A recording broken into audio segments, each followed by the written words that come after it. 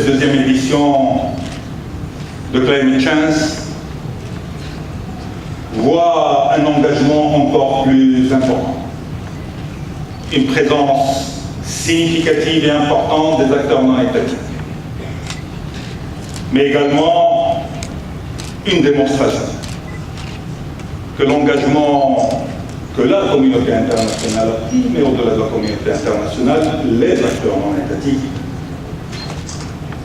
confirment aujourd'hui à travers cette présence-là. On a fait de sorte que les acteurs étatiques et les acteurs non étatiques commencent à se parler.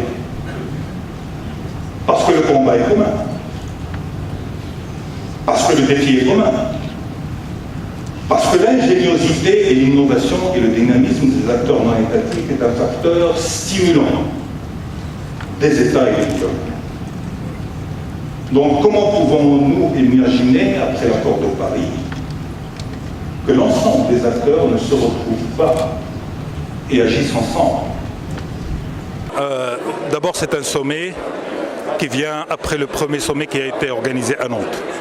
C'est un message de la part d'une région du Maroc engagée dans la question climatique et dans la mise en œuvre des politiques en relation avec le climat à travers l'organisation de cet événement.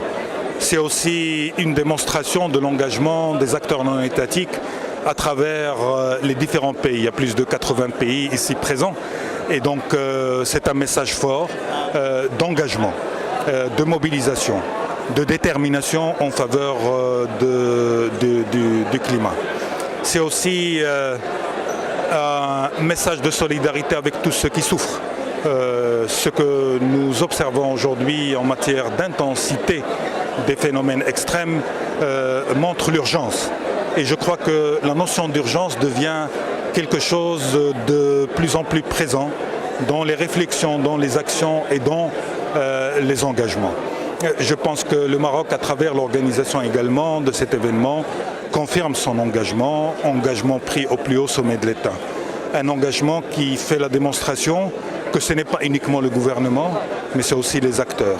Et je tiens à rendre hommage naturellement à l'ensemble des régions, et particulièrement à la région Souss-Massa, et à l'ensemble des acteurs de la société civile, de l'entreprise, des territoires, du monde de la finance, des universités, à tout ce monde qui est mobilisé aujourd'hui pour accompagner les politiques publiques, mais également pour s'engager dans ce combat mondial en faveur de la réduction du réchauffement climatique. Et nous tenons, et à travers l'organisation également de cet événement, à faire de sorte que la mobilisation des acteurs non étatiques se poursuive.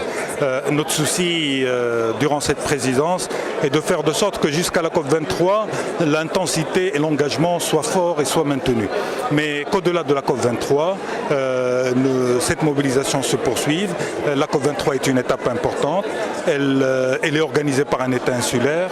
Le Maroc a toujours soutenu Fidji pour l'organisation de cette COP, mais accompagné également Fidji pour l'organisation de cette COP, mais aussi tenu à rappeler que les États insulaires sont concernés, c'est leur COP.